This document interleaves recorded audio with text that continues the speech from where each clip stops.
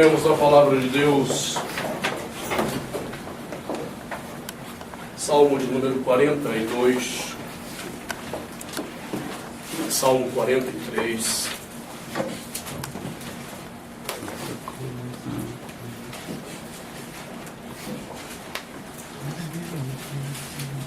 Salmo 42 e 43.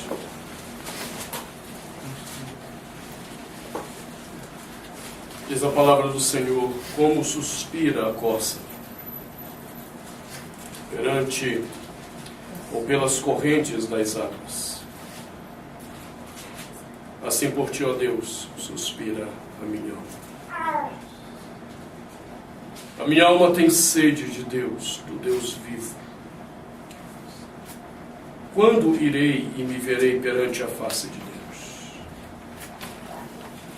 As minhas lágrimas têm sido meu alimento dia e noite, enquanto me dizem continuamente: o teu Deus onde está?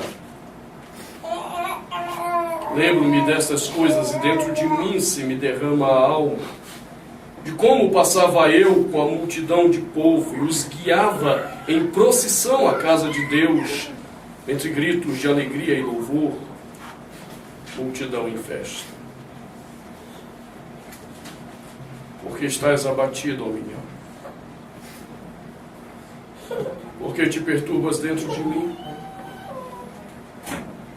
Espera em Deus, pois ainda o louvarei, a Ele, meu auxílio e Deus meu. Sinto abatida dentro de mim a minha alma. Lembro-me, portanto, de ti nas terras do Jordão e no monte Hermon e no outeiro de Mizar. Um abismo chama outro abismo ao fragor das tuas catadupas. Todas as tuas ondas e vagas passaram sobre mim. Contudo, o Senhor, durante o dia me concede sua misericórdia, e à noite comigo está seu cântico, uma oração ao Deus da minha vida. Digo a Deus, minha rocha: por que te olvidaste de mim? Porque hei de andar eu lamentando sob a opressão dos meus inimigos? Esmigalham-se-me os ossos quando os meus adversários me insultam, dizendo: o teu Deus onde está? Porque estás abatido, ó minha alma?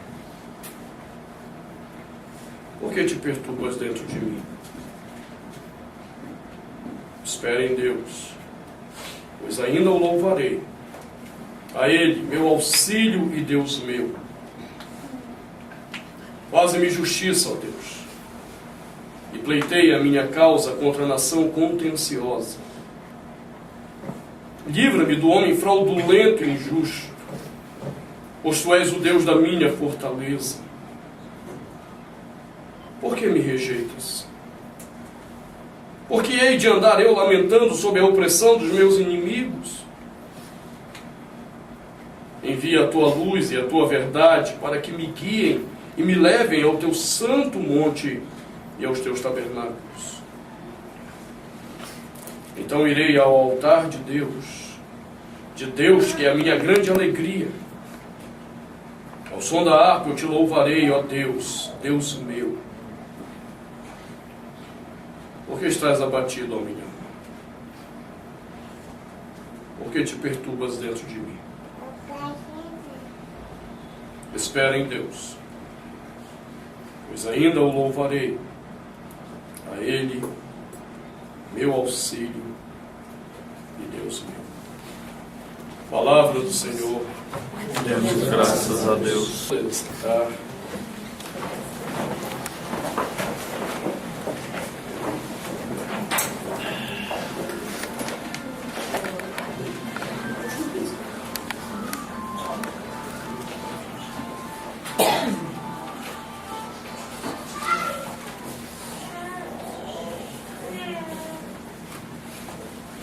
Alguns anos atrás, quando eu pastoreava Lusiânia, isso já tem um tempo, pastorei Lusiânia entre 1995 a 1997, início de 98. eu recebi a visita de um pastor, bem conhecido de muitos evangélicos hoje. Ele já várias vezes foi em alguns programas de televisão. E esse homem me procurou, porque ele estava vivendo uma crise muito profunda. Seu coração estava atribulado com algumas dificuldades que ele passava.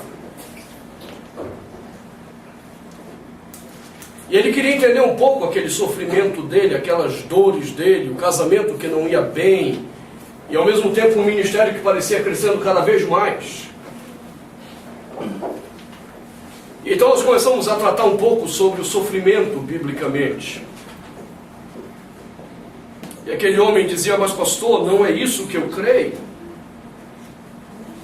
O que eu creio na verdade é que no meu sofrimento Deus vai me dar vitória, Deus vai me abençoar, e basta eu crer, basta eu determinar. E eu olhei para ele e disse: mas isso está funcionando? Quantas vezes você já decretou tua vitória? Quantas vezes você já disse: não, eu não aceito, eu não quero? Está repreendido, está amarrado.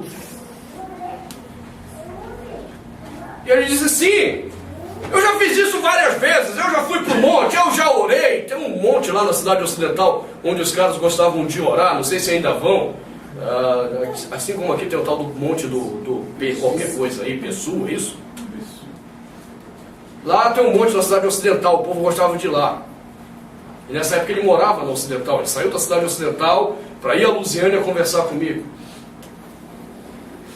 Então eu já fui várias vezes, já orei, já repreendi. Eu disse: pois é, não funciona, né? Ele disse: não, pastor, mas eu vim aqui porque eu queria saber por que não está funcionando.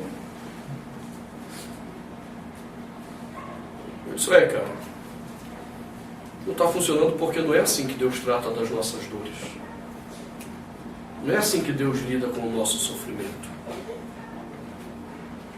Se você acha que Deus existe para resolver seus problemas de sofrimento, lamento te informar, tu vai passar a tua vida toda brigando com Deus, lutando com Deus, e não vai resolver, porque não é isso que Deus quer tratar no nosso coração. Os nossos sofrimentos são coisas muito pequenas perto daquilo que Deus tem que tratar dentro de nós. E aquele homem saiu meio cabisbaixo, triste. Ele ainda voltou umas 2 vezes para conversarmos e orarmos. Ele achava que, por eu ser conhecido já ali na região como um biblista, eu ia ter as respostas prontas para o sofrimento dele e por que não estava funcionando as fórmulas secretas dele. Ele ainda tentou voltar 2 vezes, conversamos, oramos 2 vezes, mas o problema é que esse homem, pelo que eu vi depois na televisão, nos programas que ele foi, não mudou nada. E o que é pior, se tornou mentiroso de um monte de coisas que eu sei que ele confidenciou comigo e que na televisão ele dizia exatamente o contrário: Deus te abençoado.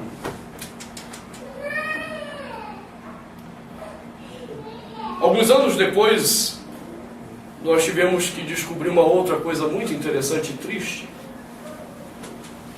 E essa, no caso, eu vou citar nome porque é público. Esse caso que eu mencionei foi em aconselhamento, então eu não menciono nomes. Mas esse outro foi público. Os irmãos conhecem, ou pelo menos já ouviram falar do ministério de Valnice Milhomens. Outra pregadora da bênção. E Deus vai dar vitória. Deus vai fazer isso. Não aceite a enfermidade. Não aceite a sua dor. Nesse nível. Segundo os ensinamentos de Valnice Milhomens, se você estiver doente, então, aí você não tem que aceitar mesmo, porque toda enfermidade ela é consequência do pecado, então tem pecado na sua vida, vai descobrir qual é o pecado e repreenda, que você vai ficar curado. O problema é que no final da década de 90, Valnice Milhomens adoeceu. E foi internada num hospital muito chique de São Paulo.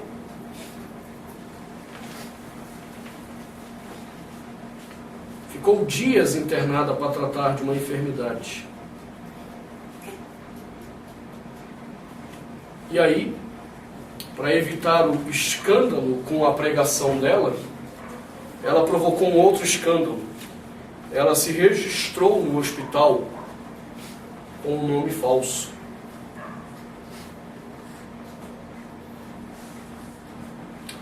E aí descobriram. Esse relato, dia da internação dela, o nome que ela usou, o documento, está tudo num livro chamado Super Crente. Que mostra que esse discurso na hora do sofrimento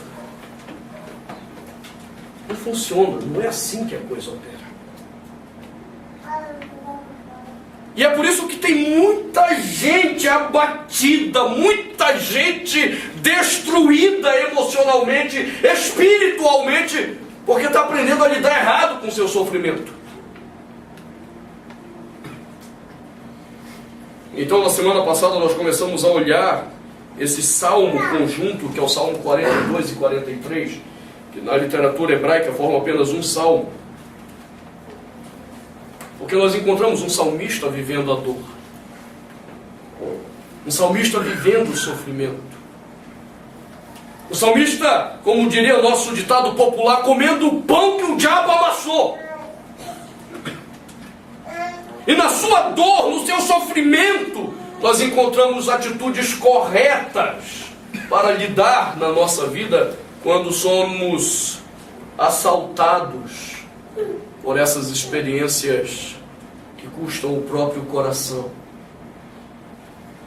E então, observando a primeira estrofe da canção dele, do versículo 1 ao versículo 4, ele tem nos ensinado então a primeira questão. No meio do sofrimento, no meio da dor, da angústia, nós não podemos perder de vista Deus, que conosco está no sofrimento. Quando você perde de vista Deus, você só vai fazer uma besteira atrás da outra no seu sofrimento. Você só vai tomar uma decisão errada atrás da outra, porque você perdeu Deus. E não apenas perdeu Deus como a referência na tua dor, como você perdeu Deus como o único que pode trazer a água que o coração precisa no meio da sequidão. Na segunda estrofe, versículo 6 até o versículo 10, esse salmista então compartilha uma segunda lição que ele aprende no sofrimento dele. Não basta apenas olhar para Deus. Não basta apenas ver a referência correta de Deus na minha dor, e nem apenas ter a esperança correta daquela água que pode chegar, saciar a minha sede no meio do meu sofrimento. Eu preciso aprender também a ser sincero com o que acontece dentro de mim. Observe que o versículo 6 ele começa dizendo: sinto abatida dentro de mim a minha alma.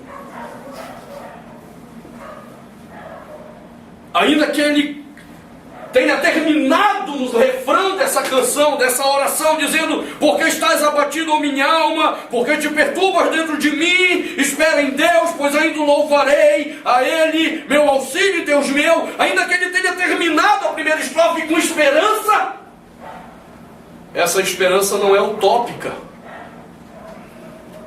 ela não é tola,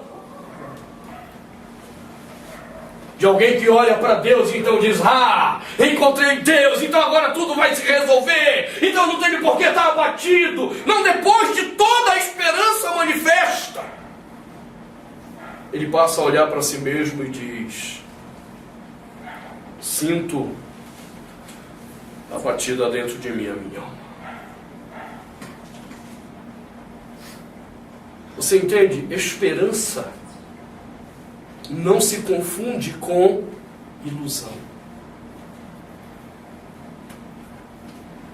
Esperança não se confunde com utopia. E tem muita gente confundindo esperança com utopia. Tem muita gente hoje à noite em várias igrejas alimentando esperança para saírem alienados do que é a vida. Vão sair de vários cultos aí, parece que tomaram uma droga na cabeça. E eles saem, agora Deus vai dar vitória, agora Deus vai... Não, rapaz, Deus não vai fazer nada disso.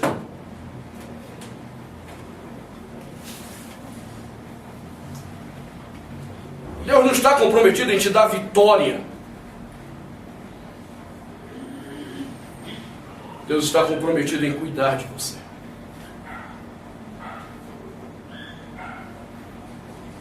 O compromisso de Deus não é te fazer vitorioso. É cuidar de você. Porque se nós vivemos numa sociedade pecaminosa, com homens pecaminosos, gananciosos, ambiciosos, egoístas, eu não posso esperar que a vida seja melhor. Mas eu posso esperar que ela seja suportável e até mesmo agradável com a presença do Senhor nela. Então significa que ainda que eu tenha esperança, a minha esperança não é utópica de alguém que pronto, agora o meu coração está em paz, está tudo resolvido. Não, não está. O salmista olha e diz, ainda que eu tenha essa esperança, eu sei que dentro de mim a minha alma continua abatida. E aí ele começa um exame do coração dele. Um exame do que está acontecendo dentro dele. Eu não tenho como tratar aquilo que me abate sem que eu examine o que está acontecendo comigo. E tem muita gente tentando mascarar isso. Tem muita gente tentando pegar o que o abate e jogando para debaixo do tapete e dizendo, o Senhor vai dar a vitória.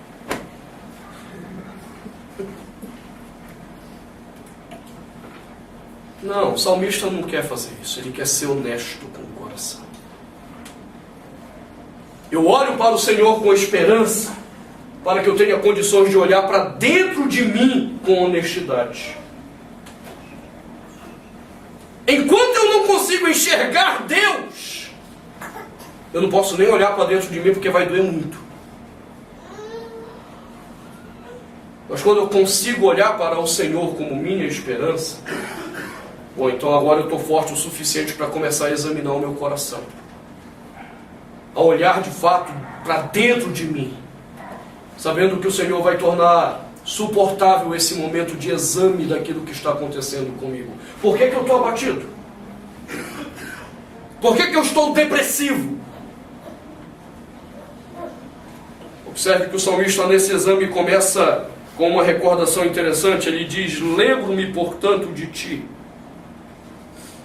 nas terras do Jordão, no Monte Hermon e no outeiro de Mizar.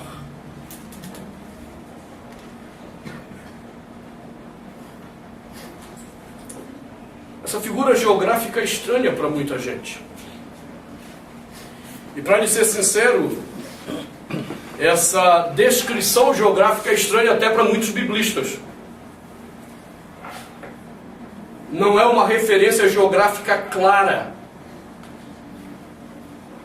Mas devido à expressão terras do Jordão e Monte Hermon, que distavam muito longe de si,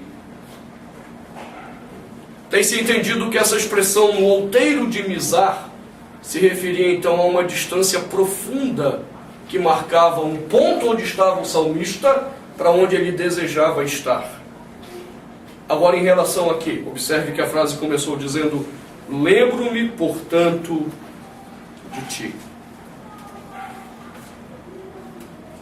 Aonde estava o primeiro problema que o coração dele, no seu abatimento, não entendia? No distanciamento dele de Deus.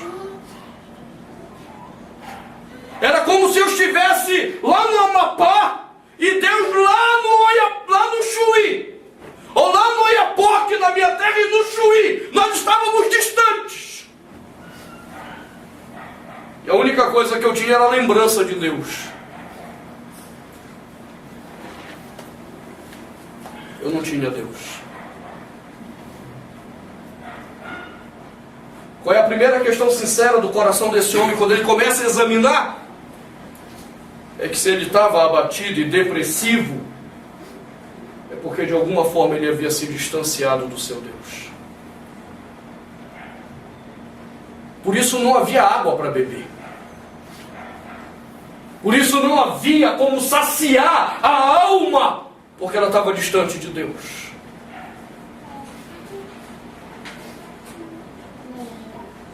E esse tem sido o problema de inúmeras pessoas abatidas. De inúmeras pessoas que estão em profunda depressão. Porque elas se cercaram de tantas outras coisas que elas julgaram importantes na sua vida, que elas não foram percebendo que à medida que elas iam colocando essas coisas na sua vida, elas iam afastando Deus da sua convivência. Por que a maioria das pessoas são depressivas?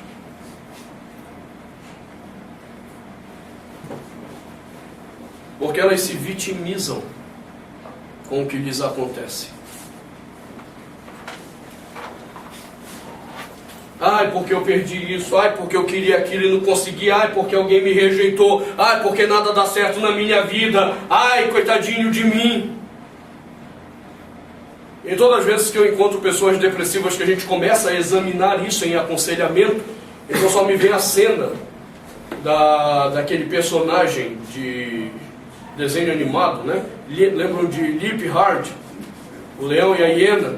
E a hiena sempre dizia: ó céus, ó azar, ó vida. Tudo dava errado para ela. E ela se vitimiza. Entendeu? Ela não está percebendo que aquilo que ela chama de vitimização nada mais são de coisas que ela colocou entre ela e Deus. Quantas coisas você tem colocado na sua vida que tem te afastado da experiência com Deus? Ou, como nós temos dito no curso de ídolos do coração, quantos deuses falsos tu está levantando na tua vida e que tem te afastado do verdadeiro Deus? É fácil fazer esse exame do coração? Não. Não é fácil. É por isso que o salmista está pasmo agora examinando isso. Eu tenho lembrança do Senhor, mas como alguém que está no extremo de um país e o Senhor no outro extremo. Ficaram apenas as lembranças do Senhor, porque eu não estou mais com o Senhor. Se o nosso coração foi criado para Deus, se todo o nosso ser foi criado para refletir Deus, estar distante dele vai trazer o que a você? Alegria? Entenda, não é apenas com aqueles que têm perdas como o salmista.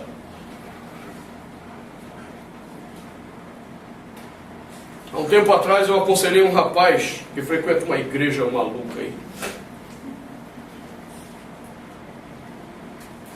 Só bênção, só vitória, só prosperidade.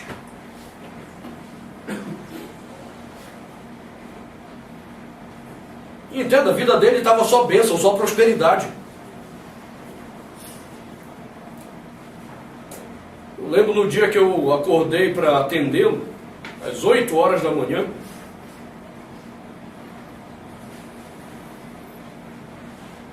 Abri a porta, chegou o cara num carrão. O carro dele, eu não entendo muito de carro não, mas pelo que eu ouço o pessoal falar, é um carro que vale um pouco mais de 100 mil reais. Encostou ali, aí sai aquele garotão, bem-sucedido. Então, geralmente, começa o aconselhamento perguntando para a pessoa, o que é que te traz aqui? Eu fiquei perguntando, o que esse cara vai me dizer, né? E aí ele sentou aqui, começamos a conversar, eu olhei para ele assim, o que é que te traz aqui? Por que é que você está querendo conversar comigo? Ele começou a dizer, pastor, a minha vida é uma bênção. Eu tenho sido próspero nisso, não me falta nada, eu posso comprar o que eu quero, viajo para onde eu quiser. Aleluia, eu disse, que coisa tremenda, né? O que você está fazendo aqui? Há um vazio profundo dentro de mim, que eu não consigo resolver. Eu nunca estou satisfeito. Aí quando eu perguntei, você é daquela igreja assim, sou. Aí quando você vai lá, e diz assim, você vai ter vitória, vai ser abençoado. Diz assim, pois é, eu sempre ouço isso. No primeiro momento para mim era até um ânimo de injeção, que eu saía de lá doido para conquistar o mundo. Agora entenda a perspectiva, eu vou conquistar o mundo para mim. Não é um mundo para Deus, é para mim.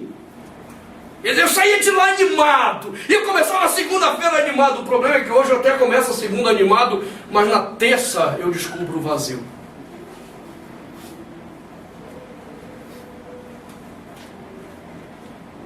Aquele rapaz estava depressivo. Por quê? Porque ele colocou tantas coisas entre ele e Deus, que a única coisa que restava para ele na sua fé era a lembrança de Deus, não mais a comunhão com Deus.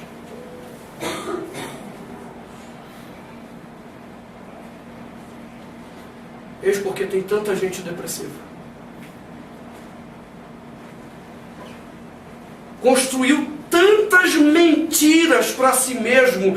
Eu preciso disso, eu necessito daquilo, necessito. Não, você não necessita. Apenas uma coisa te basta: estar com o Senhor.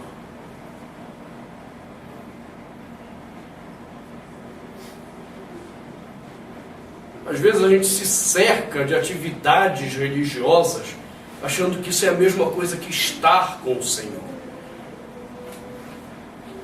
E é isso que alguns teólogos têm chamado de esgotamento espiritual. O irmão está tão envolvido com a igreja, está tão envolvido com tanta coisa, ele não percebe que isso não é a mesma coisa que estar com o Senhor. O que acontece depois de um tempo é que ele está tão envolvido com a igreja, um santo crente, totalmente depressivo. Lembra quando Jesus encontra Marta e Maria? Está lá Marta toda agitada e Maria lá aos pés do Senhor. E ela se incomoda. Mas Senhor, tu não achas ruim? Eu aqui trabalhando, me matando e ela aí parada. Marta,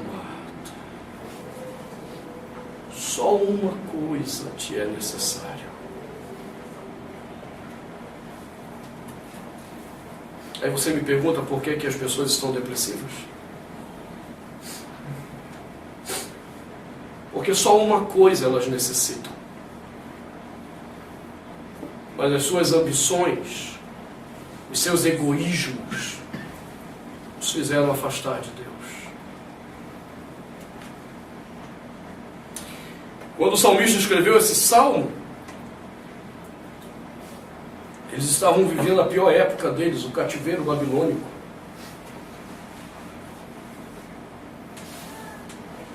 Só que antes do cativeiro foi um período de muita prosperidade em Israel. O povo estava que nem no Brasil, rapaz, agora, né? Pode comprar carro, casa, aumentou o número de gente que está indo para restaurante, prosperidade. Aí Deus mandou o profeta Jeremias dizendo, diz para esse povo que essa prosperidade é enganosa. Essa prosperidade está afastando esse povo de mim. Jeremias foi lá avisar. Aí o povo olhou para Jeremias: é um falso profeta! Jeremias é que foi um falso profeta. E ele dizia: rapaz, os profetas falsos estão dizendo para vocês que essa é uma época de paz. Eles dizem: paz, paz, e não tem paz coisa nenhuma.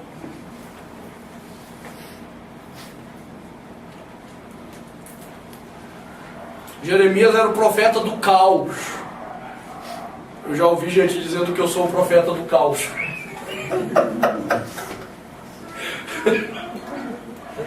Pastor, o senhor é o profeta do caos, pastor. Não, rapaz. Eu só estou tentando chamar a sua atenção para aquilo que é essencial na vida.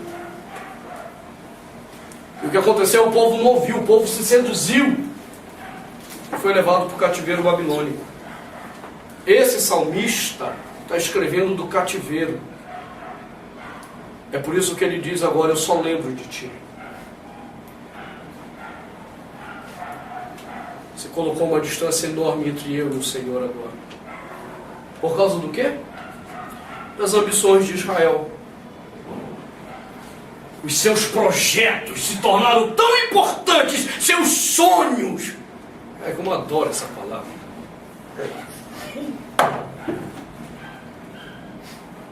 Está chegando o dia de eu começar a falar de sonhos, isso me dá urticária, siricutico. Porque tem gente que fez dos seus sonhos a sua ambição, e ele não percebe que nisso ele está se afastando de Deus.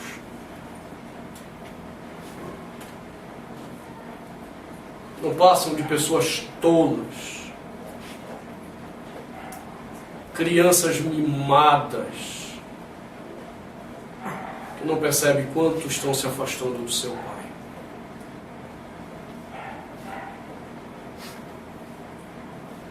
Você quer começar a tratar de fato da raiz da sua depressão? Examine seu coração primeiro e descubra quantos falsos deuses você colocou entre você e o Deus verdadeiro. Quantas ambições malditas você colocou na sua vida que te distanciou de Deus.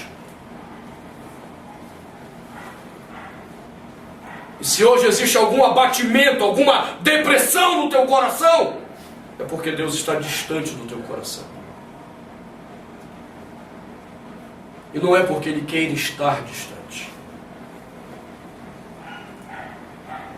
É porque você o afastou por causa das tuas ambições. O salmista está sendo honesto. Eu sinto a batida dentro de mim, a minha alma. Lembro-me, portanto, de ti. E as figuras geográficas dele é para falar desse distanciamento entre ele e Deus. Lembro-me de ti como alguém que está distante hoje do que eu vivo.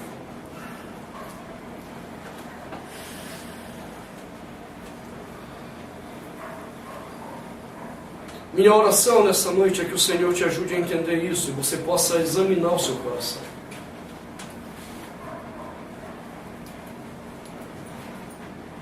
Minha oração é que você largue dessa cachaça, como diz meu amigo Labieno. Larga dessa cachaça e volte à sobriedade do teu problema. Enquanto você ficar bebendo a vodka, a cachaça batizada dos loucos da prosperidade, dos falsos profetas que dizem que há paz quando não há paz, você vai cada vez mais se distanciar de Deus e teu coração vai se abater cada vez mais. Porque você vai descobrir que um dia a coisa vai bem, outro dia vai mal. E o que o teu coração precisa não é que a coisa vá bem ou vá mal. A única coisa que o teu coração precisa é de uma verdadeira comunhão com Deus. Só isso que você precisa. E aí o resto, fica tranquilo. Eu saberei agradecer ao Senhor quando eu tiver. Eu saberei agradecer quando eu não tiver. Eu saberei agradecer a Deus quando eu puder comprar. Eu também saberei agradecer a Deus quando eu tiver de vender o que eu comprei para suprir alguma necessidade. Eu vou dizer com alegria, obrigado, porque pelo menos tinha isso para vender. Eu não vou me aborrecer com Deus, porque Ele é o que eu preciso. O resto é o resto. Esse é o primeiro exame. Só que do versículo 6 até o versículo 10 ele vai fazer alguns exames. Esse é só o primeiro do que está acontecendo com o coração. E ele começa pelo ponto central. Se estamos abatidos, há ausência de Deus em nós. Temos apenas lembrança dele, não mais a presença. Que o Senhor traga teu coração essa noite ao arrependimento, se você se afastou do Senhor. Que Ele te traga de volta a fonte da água viva, onde o coração é saciado, ainda que com perdas, ainda que com dor, como diria uma canção, ainda que com perdas e com dor, o coração estará saciado, porque estará na fonte e não com a lembrança da fonte. Feche seus olhos, vamos orar ao Senhor.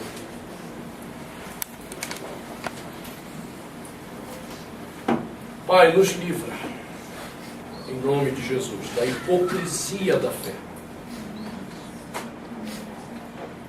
Da hipocrisia que é incapaz de olhar para dentro de si mesmo e perceber as angústias do coração, e nessa angústia ser incapaz de perceber a ausência do Senhor. Nos faz enxergar, Senhor, essa verdade nessa noite. Se nesse lugar há alguém que tem sido enganado pelo próprio coração com as falsas promessas da ambição, dos sonhos falsos, meu pedido é que o Senhor traga esse coração em arrependimento a Ti mesmo. O Senhor traga conserto à aliança deste coração, através do perdão do pecado.